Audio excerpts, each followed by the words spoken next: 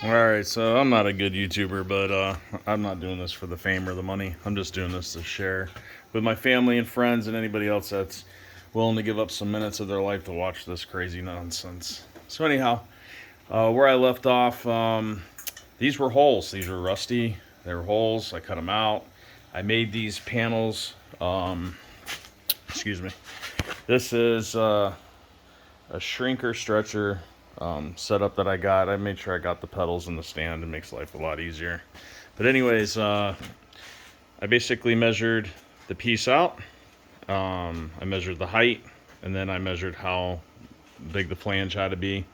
I bent it out of 90, and then to make it curved, this side, if you want it to turn, you have to stretch it. So I stretched it, and it made that bend perfectly. Just kept matching up, stretching as needed. It took seconds. I mean, this thing, well worth it.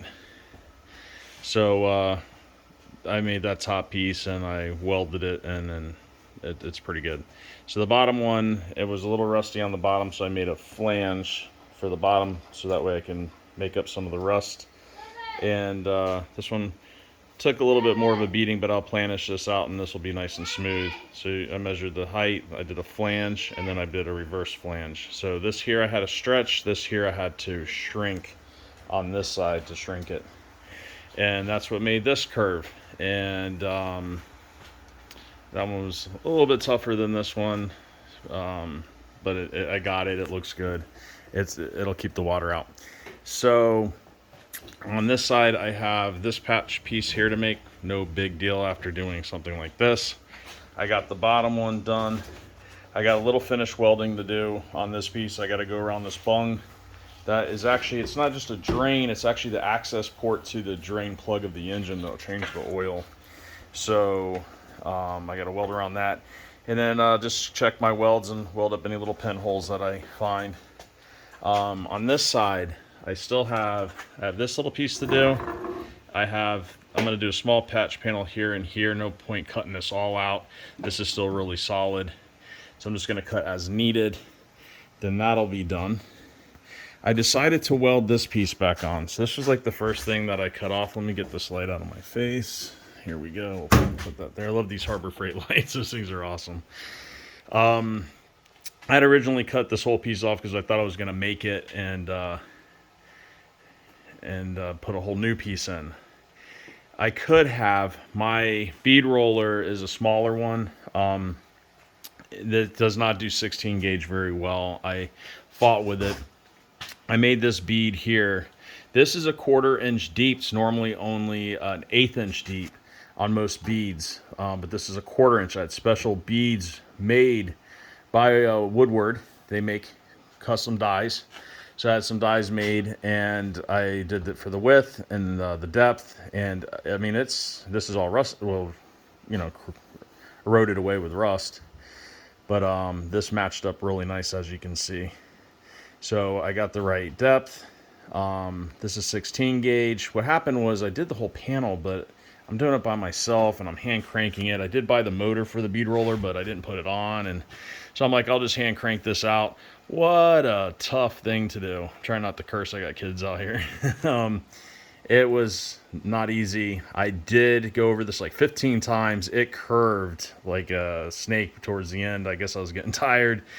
But anyways, I actually wheeled out that whole piece and then redid it, and it took out 99, I'd say 98% of the mess up, and there was just a slight little thing here. But then I was looking at this going, this is still pretty solid, like very solid. This is 16 gauge, it's thick. And this was where all the Swiss cheese was. So I cut all of that out, and I just cut this piece off. And I did oversize it because you can't really stretch that metal when you cut it too small. So I'd rather trim it down as needed. I was able to put that bend back in. When I take the old piece and put it on here, it matches up perfect. So I'm really happy with how this came out. Let's see how the bead looks from the inside. Let's grab this light. So we have, I mean, once that's all welded in, that's straight. That's going to look good. And that's really all that matters, I could do what some crazy guys do. There's a guy, Dave, out there, and he is amazing. But he cuts this all out with a plasma cutter, and you'll see nothing but a skeleton of an Amphicar, and he puts in this whole wheel well liner, the under floor pan that goes up here. This is all one piece that goes up and over, and he does that, and the whole floor, and full quarters from back all the way to the door. And I'm sorry, I'm doing here. I did check back in here. There is no real rust. I am going to soak the crap out of this with phosphoric acid and just keep flooding it. It will pickle the steel and prevent it from rusting. I'll also do my best to get brushes and stuff down there to kind of clean it up and, you know, do whatever. But I'm just going to treat this the best I can. That's my 5-year-old. And that's what we're doing right now. So this is coming out really well. This takes care of a big issue that I had with the car. I'm going to get this welded in possibly tonight. And then tomorrow I'm going to get this quarter panel done. I'll start prepping these holes for the new patch panel that I have coming on Tuesday. You can see the Swiss cheese up in there. So we'll get all that patched up. And we'll get these little holes patched up. And then that's it for that side. This side, I only got a little bit of Swiss cheese under this wheel well, hardly any. There's a little right there. You can kind of see through the wheel. This, I'm going to do the same thing. I'm going to cut out the bad parts, and I'll use what's left of that bead to fix, like, you know, say that area right here. And I'll just scrape this down real well, treat it with phosphoric acid. This floor is really toast. That's where the battery sits, so it always, I mean, that's just snowing on old cars. Hey, Tommy, he's quiet, please.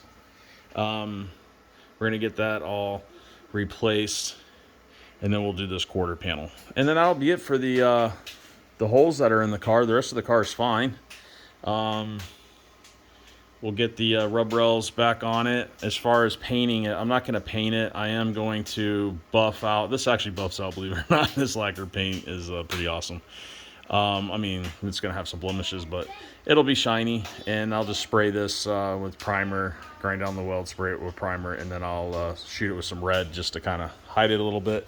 We'll reshoot the black, or the back bottom of it black, where we made this pan. That came out really, really nice, symmetrical for the most part. I couldn't be happier. And then on to doing door seals around the door so it doesn't leak. We're getting the engine back in it. I got a new throwout bearing coming Tuesday, and we'll get the engine back in there, the radiator, run the new fuel lines. I got new brake cables, emergency cables. The brake pads and stuff on here have a lot of meat, so they're still good. These are special. They're made for being in the water, so it's not like I can go down to Advanced Auto Parts and replace them. I do got new wheel cylinders. These don't show any signs of leaking, but I already bought new ones. We're going to swap them out. I'm going to clean all this up with brushes and grease it and make sure it's ready to roll. There is some things down the road that I'll have to do. These boots on the axles, pain to get to, but they should be replaced. I'm going to replace them when I get back from my trip. What else? I got brand new brake lines. We got new boots. This is sealed in right here. Sorry, I don't know what I'm doing. I got new brake lines. There's boots that go on here that keeps the water out. I got new ones. What else? Got the new chrome door handles, new bumpers, all chromed. That's a vent for the blower. That's the hole that's in the side of the fender up there. I got a new one of those. I do have a new white top. I don't think I'll be able to get it on before I go, so I'll just put the frame down and put the boot on it to hide it. I got the seats and the floor. We'll put all that back in. And then we'll trailer this out to the show. And I hope to get this in the water swimming. I do plan on testing this before I go. I mean, if it just takes on water and doesn't run, well, I'm not going to bring it. But I'm hoping we can get it sorted out in the next few weeks. But that's where I'm at. And it's kind of neat. I never really knew much about these cars, seen them at Disney World, came across a couple of them. Yes, I do have the Curse of Two. I have 2 of these. The other one's in a little bit worse shape than this. But I'm going to keep this one red. We're going to get this one running really well. I'm taking the wheels off tonight. These will get dropped off tomorrow. They're going to yank these tires and tubes off. We're going to sandblast these. The kids love using the sandblast cabinet. And we'll have these painted. We're going to go back to the white color. I don't know if I'm going to do bright white or it's kind of like an eggshell off-white. I'll talk to some people and see what looks best. I got brand new white wall vintage tires. I mean, they're new tires that look vintage. And that's going to help out. And this should be a neat car. But yeah, it's interesting. I had no idea what these were, and I'm just shocked to see these going for sale at Barrett-Jackson restored. They're fetching anywhere from 120 to 150,000, I believe. And then there was an electric one that was done, and I think that sold for 175,000. But it's great to see these cars being restored and kept valuable.